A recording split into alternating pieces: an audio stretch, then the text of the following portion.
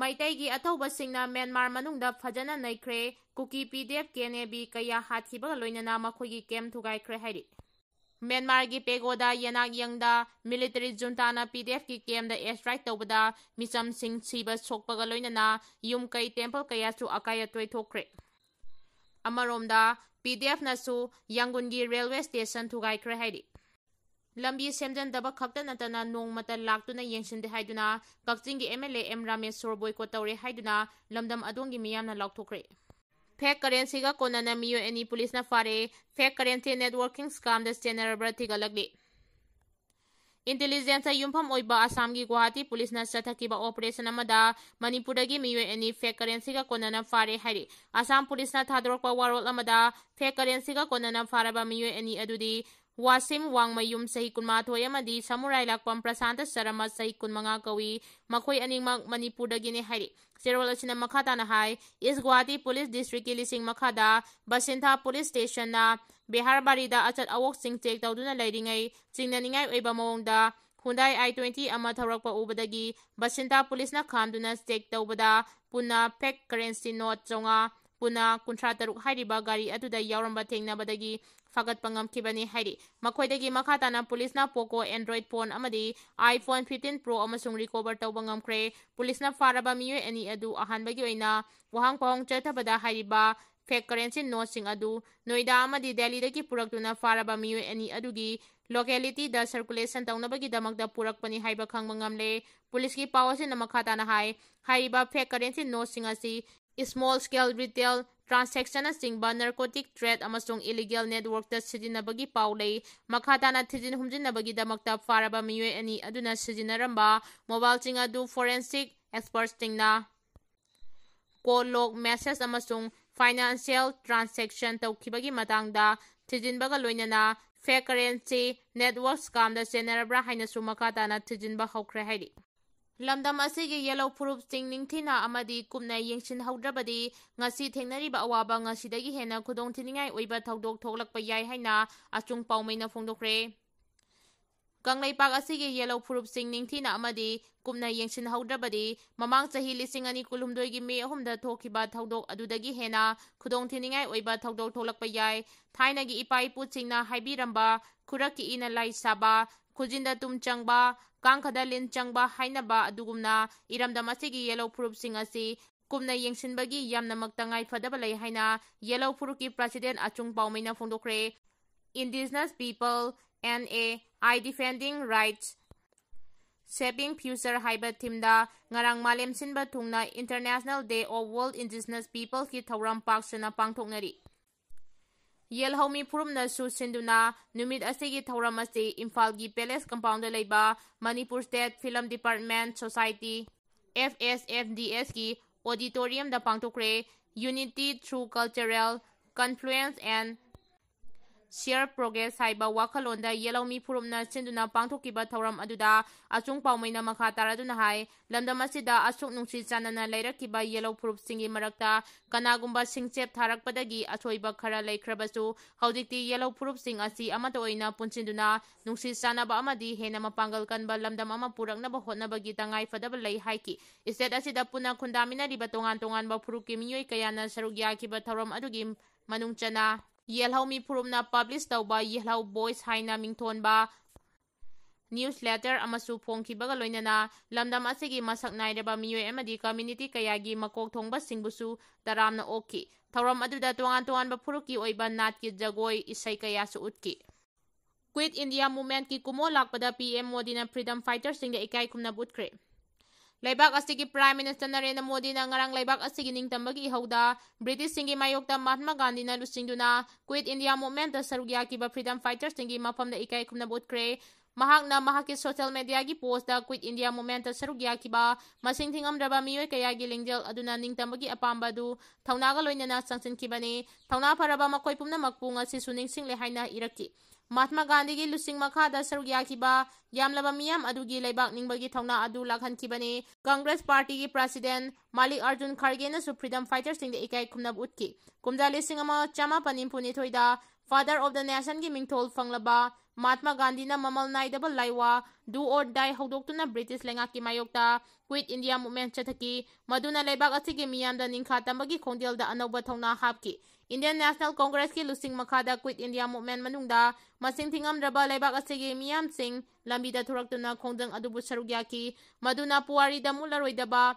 mayengna iduna leihaurabane Khargena mahagi posta August Revolution Day lakpa asida aikoina thamoi sengna leibak asigi ningtamna bu honabada mathwai katkraba thongna paraba freedom fighters sangi mafamda ikai kumna bu uli hairi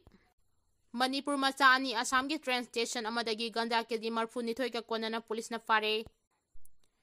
Dimapur dagi Delhi tamna chatkigadaba downbound Ebot Assam Express ta tongdun lakba Manipuri macha ani amasu Assam gi Rangya Railway Station da Security Force na check tawagi thabak chathabada ganja keji marfu nithoi ka konana fare hairi paraba mioi ani adu Imphal East District dagi Tariq Khan amadi Efros Pathan kawi makoi ani na ganja sing adu Manipur dagi Dimapur fawba puraklaba matung Delhi tamna punaba honarambani hairi Fagalaba ganja sing adu lupa lak nimfu manga rongi mamal oigani hairi paraba mioi ani adu haudik wangpong chathari hairi Indian Armed Forces na Operation Sindur manungda yamdrabada Pakistan ki fighter aircraft manga kapthaki India gi Chief of Air Staff Oriba Air Chief Marshal AP Singha na ngarang phongdokkibada Operation Sindur manungda Indian Armed Forces ki maikidagi yamdrabada Pakistan ki fighter aircraft manga amasung asauba aircrafts amaga kapthaba ngamki haikre Air Chief Marshal na miyamna pawadu ngarang Bangalore da laiba Hindustan Aeronautics Limited Holgi Management Academy da pangthokpa thoram amada phongdokkibani Pakistan ki defense ki mayokta India na chathakiba attack adubu ahanbo ina kupthaba mawongda phongdokki mahakna makha taraduna Operation Sindur manungda kilometer 3 lom walingaidagi aircraft ki maikidagi Pakistan ki ELINT aircraft natraga AEW amasung C crafts oiramgani haina singnaba singdu kapthaba ngamkibani maduna India gi puwari da laimaidagi nongthakta kapthaduna yeknabagi aircraft thugaibagi khwaidagi sawba khongthang oiki High Stombigi yumda bhom thamjilamle police na lokhatuna pokhai hankhre Manipur University gi hanagi Vice Chancellor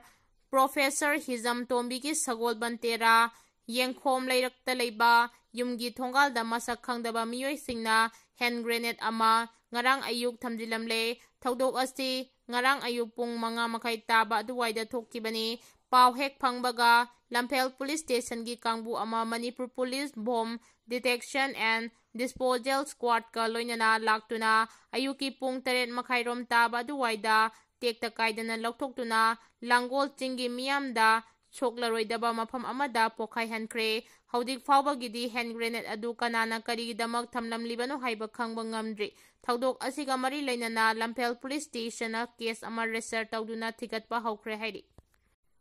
IMC gi building bylaw asi seda oina leire building bylaw ngakna yum saba ngamhandre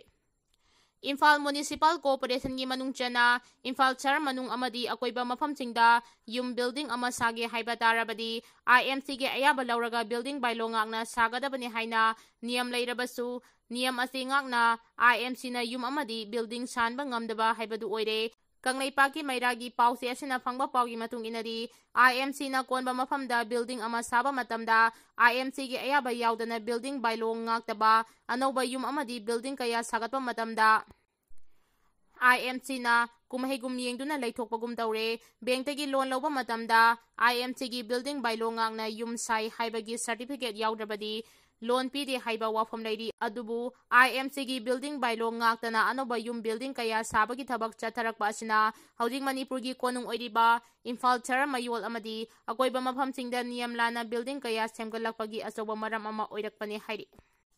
MPCC na sinduna Quit India movement pangthokre President rule gi makhada maithiraba lengaklon leibagi mahutta frame election tawgadabani haina K Mega Chandana phongdokre Siva Sena Manipur gi President ase India gi Constitution muna kangre BJP amadi puna chatminariba party na lekanglon choiraba Congress ta tainabagi hainabi asi lepa phagani President rule gi makhada maithiraba lengaklon leibagi mahuta frame election tawgadabani haina Manipur Pradesh Congress Committee MPCC gi President Kaisam Mega Chandana phongdokre Wafama Singh asi India gi Zati gi Mapa Mahatma Gandhi amasung Indian National Congress na Lisingama Chama Panimpunithoi gi August Marida Sansin kiba Kongjang Quit India Movement amadi India Youth Congress lingkhat kiba sahi humphumanga surapagi numit Nising Palan Thauram Pangthukpaga Mari Lainana MPCC gi President Megachandra Phongdokhibani. MUC da Sanamahi Study Center ama hangdoknaba thorang tori masagi tradition culture ngaktuna thamliba ngamkhai yelahumi sakhutkani haina BC Gunindro na phongdoragli. Lamdam sigi nat culture sakhanaba amadi hena mapung fanabagi pandamda Manipur University of Culture MUC da Sanamai Study Center ama hangdoknaba thorang tori malemgi yelahumi numina lakpasida yelahumi khudingmakki mafamda nungsi sanaba oira sanu haina phongdokpaga loinana yelahumi singna mating thokna sakhatpa thak amada lege hairabadi masa masagi tradition culture adu ngaktuna thamba mathok dai haina MUC gi Vice Chancellor Professor Paunam Gunindro na phongdokre. Wapamasi ngarang lining thau Sanamahi Temple Board LSTB na sinduna haying khongbal da laiba lining thau Sanamahi gi laifam da pangthokiba 3 Math Certificate Course on Meitei Pung Isai Jagoi hagdokpagi thoramda athoiba mitunglen gi warol da phongdokhibani.